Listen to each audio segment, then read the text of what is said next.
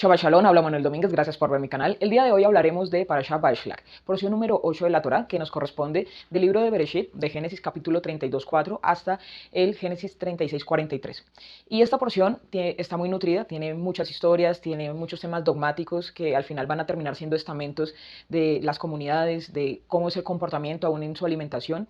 y también de esa identidad del pueblo de Israel, porque es aquí donde se va a dar el nombre al patriarca Jacob como nombre de Israel y va a empezar todo este estamento, todo esto, las tribus de Israel, del Dios de Israel, y va a empezar a dar relevancia como tal a este nombre. Por lo tanto, esta porción es muy valiosa en cuanto a estos temas de cimentación, en cuanto a la fe, pero también tiene y está muy nutrida de una gran cantidad de historias y de una gran cantidad de detalles que realmente si nos detenemos a estudiar cada uno de ellos, pues realmente es algo que valdría mucho, mucho la pena, porque cada aspecto de esta porción realmente es un tesoro, es realmente esas porciones que están muy, muy, muy nutridas. Por ejemplo, acá empezamos a ver que en el capítulo 32 dice, y los envió, porque esta porción se llama y los envió, pero envió unos ángeles que le salieron al encuentro y los envió a hablar con su hermano Esaú. Después de esto envía a sus familias, envía los rebaños, las cabras, las ovejas. Después de esto se encuentra con su hermano, no sin antes haber pasado por ese momento épico de la lucha contra el ángel que le pone el nombre de Israel. Y después de todo este acontecimiento, de mostrar luchas, ángeles, de volverse a reconciliar con su hermano, que recordemos, él huye de su tierra porque su hermano lo podía matar y ahora se reconcilian. Hay un amor allí entre hermanos, pero nuevamente se separan. Uno va a acampar a un lugar, otro va a acampar a otro y termina él acampando después de las ovejas, después de la torre de los rebaños, allí en Migdal Eder, y pasa una tragedia con una de sus hijas, la violación de Dina por aquel príncipe Ebeo, y después de eso, como que nuevamente trata de recuperar esa espiritualidad y vuelven hacia Betel. Hacen todo un recorrido de su familia para restaurar, para pues mirar y sanar toda esa historia que pasó con Dina, y termina esta historia hablando de la muerte con el nacimiento de la 12ª tribu, con Benjamín, habla de que se muere Raquel. Entonces aquí esta porción está tan nutrida que hasta la mayoría llega hasta aquí, pero esta porción llega un poco más. El capítulo 36 también va a hablar de los reyes de Edom y de las descendencias de Edom, del hermano de Jacob, y recordemos del mellizo. Y aquí los sabios también hablan de que esto tiene la relación, o bueno, el Arizal habla de que esto es los mundos caídos, y hay todo un capítulo con respecto a esto y todos los secretos que pueden haber allá adentro. Pero a pesar de todo esto, de todo lo que aparece en esta porción, ¿qué podemos aprender el día de hoy? Y lo que podemos aprender es primero que el mundo físico y el mundo material deben tener una correlación. Recordemos que dentro de las bendiciones, la bendición de Esab o de Esaú fue una bendición material de que la tierra le iba a dar el rocío, el tema de la prosperidad económica, y que Jacob se llevó la porción de la bendición espiritual y también esto, pues claramente la bendición física. Y vemos acá que esa relación de que su hermano ve que al huir Jacob se va sin nada, pero que regresa con muchas cosas y que él también es muy próspero y que tiene una gran cantidad de dinero. Y de, pues bueno, en este caso de dinero me refiero a las propiedades, a los rebaños, posiblemente sí alguna moneda de cambio, ya que desde el tiempo de Abraham existían los shekels, pero eran personas que realmente eran muy prósperas en lo financiero, y llega este hermano que es no solamente próspero en lo financiero, sino también en lo espiritual, porque ya tiene todo este recorrido espiritual que había hecho, todo su camino, y llega aquí donde su hermano, que algunos dicen que cuando se enviaron los ángeles que se encontraron con Jacob hacia su hermano Esaú, es este ángel que envía a Esaú, que es el ángel de la muerte, a pelear en el otro lado del río cuando pues pasa todo lo que sucede acá, que hace esa herida en su muslo, por lo cual no se come el nervio de los animales, el nervio ciático, ya que aquí nos da la prohibición a causa de que a Israel se le tocó en ese nervio, porque algunos animales kosher, no todo el animal es apto para comer, dependiendo de la cultura y de qué tan rígida sea la comunidad donde estés. Pero aquí lo que vemos es que él envió los ángeles, él envió su familia, y dice la historia que él se devolvió solamente por dos jarritos, dos pequeños eh, almacenajes allí que tenían aceite, y que él se devuelve allí y que se encuentra solo en el desierto, y que cuando está solo al otro lado del campamento es cuando viene el ángel. Recordemos que los sitios solitarios, como lo dice el mismo Mesías, es por donde normalmente está en este tema de los espíritus. Pero lo importante acá es que él termina sujetándose al ángel hasta que lo bendice. El ángel simplemente le dice, dime tu nombre, y te bendeciré, y le cambia el nombre de Jacob, que vale 132, perdón, de Jacob, que vale 182, a Israel, que vale 541. ¿Y por qué se dice que eran tan importantes estos jarritos? Porque esas pequeñas vasijas en su numerología tienen un equivalente de 359, que es el complemento para que él pudiera llegar a esa estatura de ser Israel. Israel no solamente es el que vence con Dios o el que luchó con el ángel, sino es aquel que es cabeza, aquel que es por encima de las cosas, aquel que ha llegado a las sefirot intelectuales. También Israel se puede decir que es Li Rosh, una cabeza para mí. Y necesitamos entender que todas las cosas materiales también tienen algo especial. ¿Por qué devolverse por dos jarritos y si ya había pasado esposas, hijos, rebaños, dinero, todo lo que él tenía en posesión, que recordemos que trabajó y que pasó todos estos milagros de los nacimientos, de cómo se modificaron, si eran unas ovejas u otras, y él ya tenía todo eso en el otro lado, pero se volvió por dos jarritos porque dice la historia que en Hanukkah, cuando entraron a volver a prender la menorá, que milagrosamente tenían aceite para un día, pero duró 7 días, y que es toda la historia de Hanukkah y toda la historia de las luces en invierno y toda esta victoria que se tuvieron contra lo que terminó siendo los descendientes de Alejandro Magno,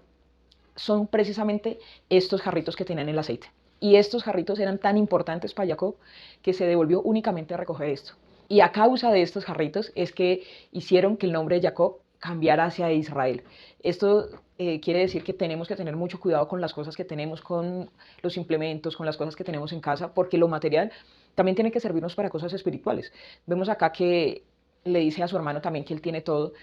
básicamente entrega como tal las cosas. Y acá hay algo muy particular que se dice dentro de los escritos rabínicos, que se le pregunta a Rabí Yehuda de por qué primero las cabras y después las ovejas. Y es precisamente porque en la creación primero fue la oscuridad y después fue la luz. Recordemos, el Señor creó todo, la tierra está desordenada y vacía, y posteriormente el Señor hizo la luz.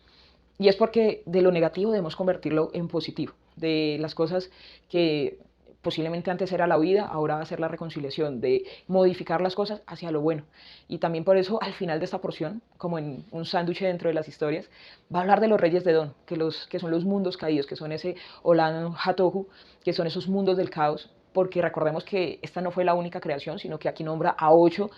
creaciones, la última no fue destruida, que es la que se está corrigiendo, y está siendo transformada de solamente la materialidad y del egoísmo y de yo tengo y de por qué no es mi herencia y por qué no es mi bendición, a algo que realmente es luz a través de la lucha con el ángel, de la lucha del ángel, que algunos dicen que envió Esaú, que envía la materialidad, pero que al final se va a transformar en bendición, en luz y en lo que ahora es la luz de todos los pueblos, que es Israel, que es el propósito como tal del pueblo, ¿no? Que Israel debe traer la Torá, traer la luz al mundo, traer todo lo que posteriormente se conoció como el Código de Hammurabi, todas estas cosas morales que sabemos que están escritas como los 10 dichos o los 10 mandamientos, y todo esto a través de un pueblo que nace por un hombre que se le cambia el nombre a Israel, por recoger dos vasijas que al final van a también mostrar la rededicación del templo. Recordemos que Jesús o Yeshua estaba en invierno en el pórtico de Salomón en el día de la dedicación del templo, o sea, en Hanukkah. Aquí vemos cómo Yeshua en la Biblia celebra Hanukkah, y también tiene que ver mucho con este enlace de estos dos jarritos. Entonces no es lo pequeño, sino que con eso pequeño podemos hacer mucha luz, muchas cosas grandes que pueden afectar la historia. Esto también se puede decir que es la teoría del caos, que de algo pequeño que puede afectar en sus ondas ya a algo muy grande, por más pequeño que sea. Y después de todo esto viene una tragedia. Viene que él se hace después de la Torre de los Rebaños, y está esta parte donde violan a su hija Dina por parte del Jebuseo, y la respuesta de sus hermanos de Simeón y de Leví no fue la mejor tampoco. Estamos hablando de que ellos usan también un tema religioso para poder, o bueno, cultural, que es la circuncisión, para poder posteriormente tener esa venganza por lo que habían hecho con su hermano. Y sabemos que por eso no son hijos de los reyes, de donde va a ser las descendencias posteriormente, porque sabemos que Rubén en esta porción se acuesta con una de las esposas de su padre, descalificado. Simeón y Leví, que van en la sucesión de primogenitura, descalificados por lo que hacen con Dina, y por eso la descendencia del rey David, del Mesías rey David, del Mesías hijo de David, de todo lo que es el linaje y la casa de David, va a ser tan relevante, porque Judá es el que sigue en la sucesión, y acá podemos entender por qué la primogenitura dentro de esta sucesión va a terminar siendo de Judá en el reinado, pero que más adelante vamos a ver que el personaje más principal que va a ser de aquí hasta final del libro de Génesis va a ser José, José el soñador, que también es la representación del Mesías Ben Yosef. Y entendemos por qué Raquel muere, y dice, vemos también en Jeremías 31 cuando dice que Raquel llora la muerte de sus hijos. ¿Por qué? Porque la tumba de Raquel,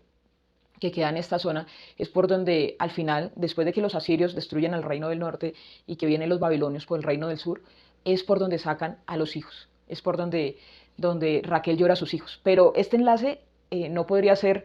solamente el de Jeremías, sino entender que cuando Jacob envía a sus esposas, dice los comentaristas, que a Raquel la puso en una montaña alta para que viera a sus hijos, porque el ver a sus hijos los protegía.